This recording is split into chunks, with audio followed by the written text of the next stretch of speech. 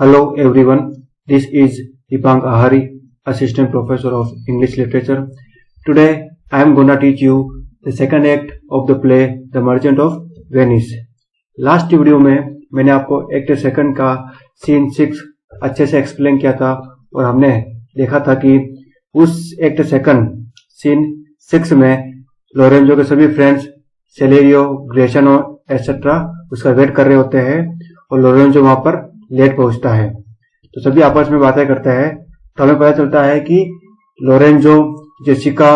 Celerio, ग्रेशनो सभी stage पर appear होते हैं। वो सभी ने अपना रूप जो है वो चेंज कर रखा है। वो कोई भी एक दूसरे को अच्छी तरह से पहचान नहीं पा रहा है। उन्होंने ऐसा इसलिए किया है ताकि लोरेंजो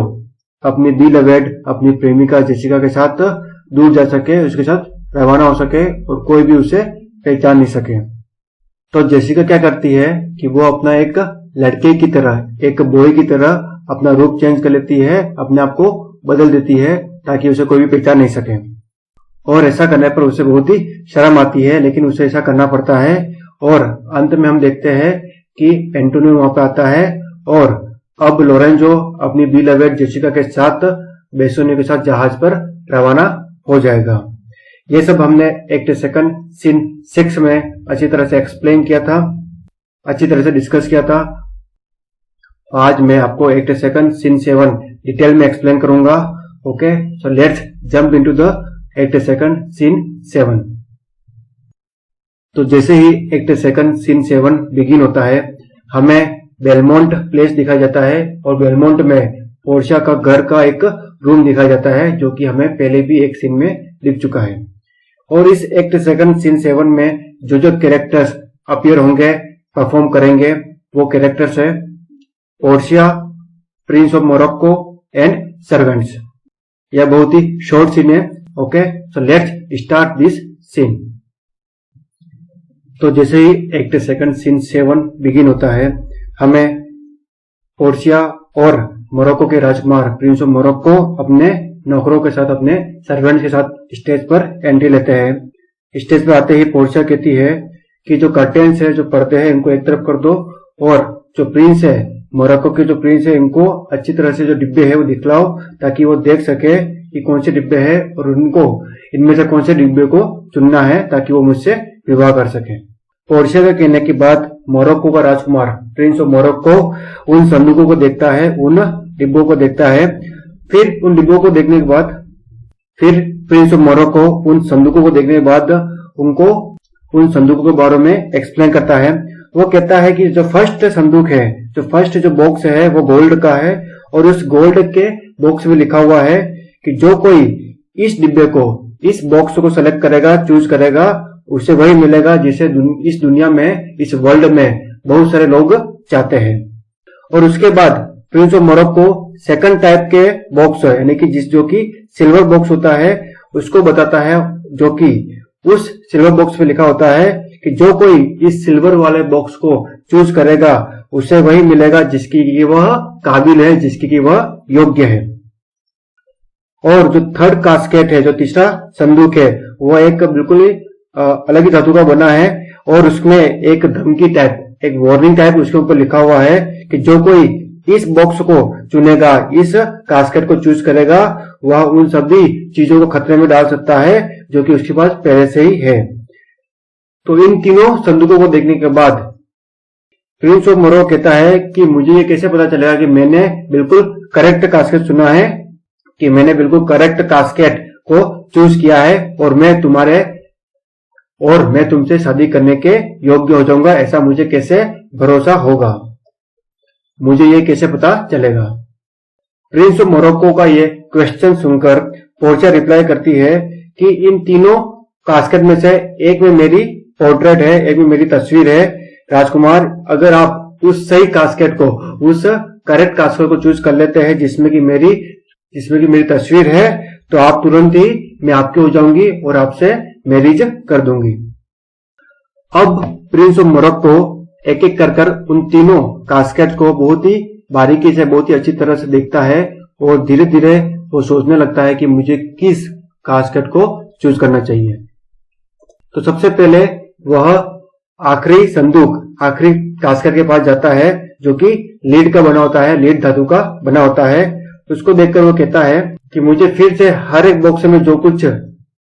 हर एक कास्केट में जो कुछ लिखा गया उसको फिर से अच्छी तरह से पढ़ना चाहिए, समझना चाहिए कि वह क्या कहना चाहता है। फिर वो उस लीड के कास्केट पर जो लिखा होता है उसको देखते हुए एक्सप्लेन करता है कि इसमें ये लिखा है कि जो कोई भी इस कास्केट को चूज करेगा वह उसके पास जो कुछ पहले से ही है उन सभी चीजों को, उन सभी वस्तुओं को खतरे में डाल देगा। उसको पर वो कहता है कि इस तरह के लीड बॉक्स को, लीड कास्केट को कौन सेलेक्ट करेगा, वो भी इस डिब्बे के लिए। यह डिब्बा तो बहुत ही डराता है।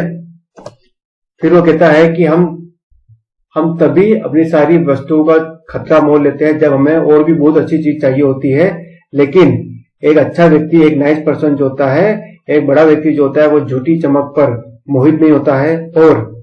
मैं इस लीड के कास्केट के लिए ना तो अपने कुछ वस्तु खोऊंगा और न ही किसी भी चीज को खोने का खतरा मैं लूंगा। तो इस लीड वाले कास्केट को तो मैं कैंसिल करता हूं, रिजेक्ट करता हूं, इसको तुम्हें बिल्कुल भी चुनने वाला नहीं हूं। मोरक्को का राजकुमार अपने आप से ही बात कर रहा होता है। फिर वह सेकंड कास्केट, सिल्वर का जो कास्केट है उसके पास जाता है और उसमें जो रिटर्न होता है उसको फिर से पढ़ता है। उसमें लिखा होता है कि जो कोई इस कास्केट को चूज करेगा उसको उतना ही मिलेगा जिसके कि वह काबिल है, जिसके कि वह योग्य है। फिर तो प्रिंस ऑफ मोरक्को कहता है अपने आप से कि मुझे बिना कोई पार्शियलिटी करके अपनी खुद की एबिलिटी को, खुद की कैपेबिलिटी को देखना होगा ताकि मैं सोच सकूं कि मैं किस कास्केट को चूज मुझे करना चाहिए। फिर कहता है कि अगर मैं मेरी बात करूं, मेरी योग्यता की बात करूं, मेरी एबिलिटीज की बात करूं तो मैं इस काबिल हूं कि मुझे दुनिया की हर सुख सुविधा मिलनी चाहिए। मैं हर चीज के काबिल हूं, हर चीज के योग्य हूं। मैं किस तरह से अपनी खुद की योग्यता पर डाउट कर सकता हूं, संदेह कर सकता हूं, क्योंकि मैं तो इस पूरी दुनिया में जितनी भी चीजें उन सबको पाने के योग्य हूं। तो मैं इस अकॉर्डिंग तो मैं जो ये पोर्चिया है, जो यहाँ की राजकुमारी है, एक तरह से इसको भी पाने के योग्य हूं, क्योंकि मेरा बिहेवियर भी बहुत अच्छा है और हर चीज मैं बहुत ही स्ट्रांग भी हूं, बहुत ही पावरफुल भी हूं और बहुत ही बहादुर भी हूं। इस तरह से देखा जाए तो मैं हर तरह से पूरी तरह से काबिल हूं और पोर्शिया से शादी करने के लिए पूरी तरह से योग्य हूं, अपने आप को मानता हूं। तो शायद मुझे ये जो सिल्वर कास्केट है इसी को चूज कर देना चाहिए। लेकिन फिर सोचते हुए थोड़ा रुकता है। वो कहता है कि चलो एक बार मैं गोल्ड कास्केट के पास भी जाता हूं और उसको भी अच्छी तरह से एनालिसिस करता हूं और देखता हूं कि उससे क्या मुझे पता चलता है कि उसको भी चूज करना चाहिए या नहीं करना चाहिए। फिर प्रिंस ऑफ मोरक्को जो है गोल्ड के कास्केट के पास जाता है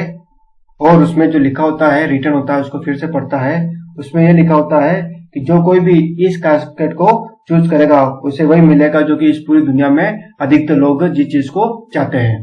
जिस चीज को पाना चाहते हैं। फिर थोड़ा सोचते हुए प्रिंस ऑफ मोरक्को कहता है कि ये तो पोर्शिया के लिए भी हो सकता है, क्योंकि वास्तव में रियल में पोर्शिया ही जिसे दुनिया से सभी लोग शादी करना चाहते हैं, विवाह करना चाहते हैं, क्योंकि पोर्शिया से शादी करने के लिए दुनिया के दूर दूर कोने से लोग यहाँ पे आ रहे हैं, क्योंकि यह बहुत ही फेमस है, बहुत ही ब्यूटीफुल है और यह साथ ही बहुत ही समझदार भी है। इसलिए हो सकता है कि दुनिया के अधिकतर लोग इस लेडी को पोर्शिया से शादी करना चाहते हैं, तो उसके लिए ही यह गोल्ड कास्केट में लिखा हुआ हो, क्योंकि पोर्शिया को देखने के लिए और पोर्शिया से विवाह का प्रपोजल रखने के लिए बहुत दूर दूर से लोग आ रहे हैं। रेगिस्तान, बड़े बड़े रेगिस्तान पार करते हुए आ रहे हैं और जो जंगल में इतने बड़े बड़े जंगल थे जहाँ पे आने जाने का रास्ता नहीं था, उन जंगलों में से भी रास्ता बनाते हुए पोर्शिया के लिए मैरिज प्रपोजल लेते आते हैं और बहुत से राजकुमार आ रहे हैं। तो हो सकता है यही गोल्ड कास्केट हो जिसको मुझे चूज करना हो, जिसमें पोर्शिया की पोर्ट्रेट रखी हो। और यहाँ तक कि जो बड़े बड़े सीज है, ओशियंस है, उनको भी पार कर कर दूसरे देशों के राजकुमार ऐसे आ रहे हैं जैसे कि कोई छोटा सा नाला पार करके आ रहे हो, लेकिन वह सभी के सभी पोर्शिया से शादी करना चाहते हैं, क्योंकि पोर्शिया है इतनी फेयर और इतनी ब्यूटीफुल है। और हो सकता है कि जो कोई भी इस गोल्ड के कास्केट को चूज करेगा उसे ही मौका मिलेगा कि वह पोर्शिया से शादी कर सके। इस तरह से वो तीनों कास्केट को अच्छी तरह से देख चुका होता है, उसमें जो कुछ भी लिखा होता है उसको अच्छे से पढ़ चुका होता है, समझ चुका होता है। तो अब वह धीरे धीरे सोचता है कि मुझे क्या करना चाहिए और क्या नहीं करना चाहिए, और किस कास्केट को चूज करने में ही मेरी शादी पोर्शिया से फिक्स हो सकती है। ऐसा सोचते हुए प्रिंस ऑफ मोरक्को एक एक करके सभी कास्केट के पास जाता है और सबसे पहले वो लीड के कास्केट के पास जाता है और उसके बाद एक फेमस डायलॉग बोलता है, is it like that lead contains her, it were damnation to think so base a thought, it were too gross to rib her cerecloth in the obscure grave.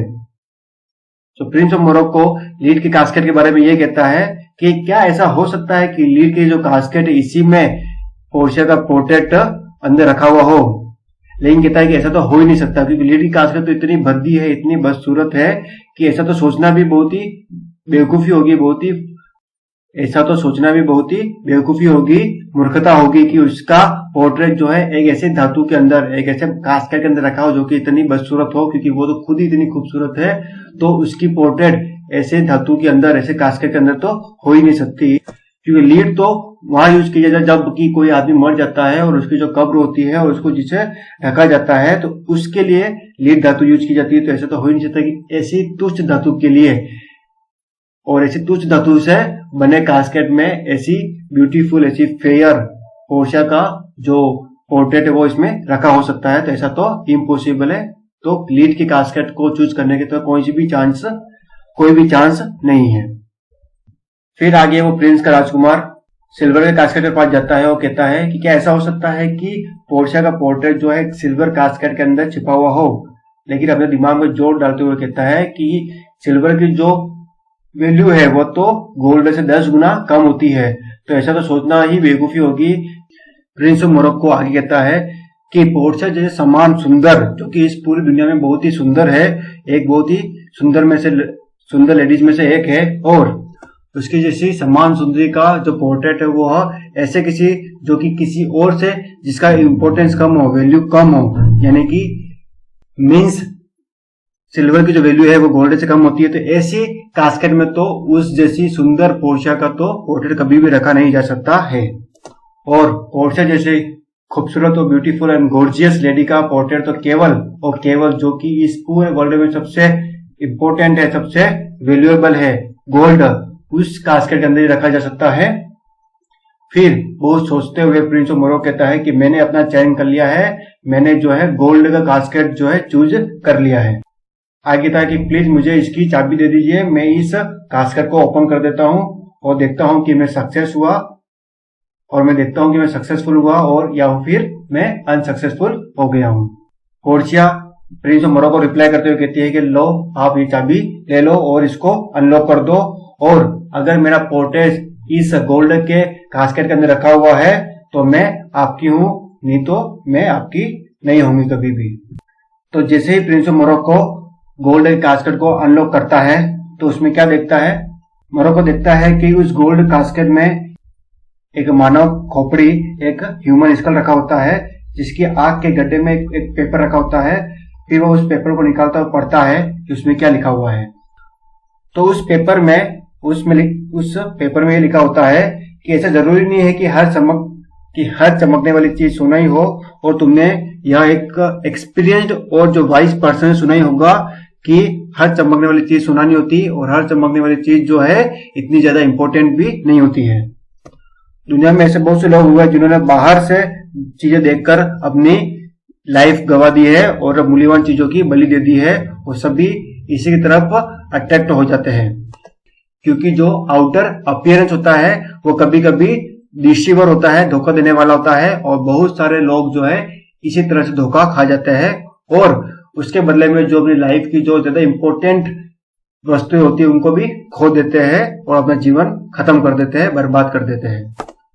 फिर ये सब पढ़कर प्रिंस ऑफ मोरक्को अपने आप से कहता है कि मैं जितना भी बहादुर हूं लेकिन मैं इतना बुद्धिमान भी नहीं हूं, और लगता है कि मैं शरीर से तो जवान हूं लेकिन साथ काश मेरा जो माइंड है, मेरे जो इंटेलिजेंस है वो ज्यादा मैच्योर होता तो मैं समझ पाता कि मुझे क्या कास्केट चूज करना चाहिए। इसलिए जो भी मेरी एबिलिटीज थी वो सब कुछ व्यर्थ हो गई, वेस्ट हो गई, और अंत में मेरा जो लव प्रपोजल था, जो मैरिज प्रपोजल था, वो पूरी तरह से वेस्ट हो चुका है, खत्म हो चुका है, और मैं अनसक्सेसफुल हो चुका हूं और साथ ही बहुत ही निराश भी हो चुका हूं। फिर वह पोर्शिया को अलविदा कहते हुए कहता है कि पोर्शिया गुड बाय, अलविदा, और मैं यहाँ से डायरेक्ट ही यहाँ से जा रहा हूँ क्योंकि मैं नहीं चाहता कि मैं तुम्हारे सामने और कुछ देर तक रुक सकता नहीं हूँ, इतनी मेरे में सामर्थ्य नहीं है। इस तरह से दुखी होते हुए प्रिंस ऑफ मोरक्को स्टेज से चला जाता है अपने सर्वेंट्स के साथ। तो प्रिंस ऑफ मोरक्को के जाने के बाद पोर्शिया खुश होते हुए कहती है कि अच्छा हुआ मुझे इससे छुटकारा मिल गया, और मन ही मन में पोर्शिया सोचती है कितना अच्छा हो कि सभी के सभी जो है प्रिंस ऑफ मोरक्को के समान ही उनका फॉर्च्यून हो, उनका फेट हो, और सभी के सभी हमेशा ही रॉन्ग कास्केट को ही चूज करे, तो मैं इन सब से शादी करने से बच जाऊंगी। और पोर्शिया के ऐसा कहने के साथ ही एक्ट सेकंड सीन 7 फिनिश होता है, समाप्त होता है। Okay, so thank you very much for watching this video.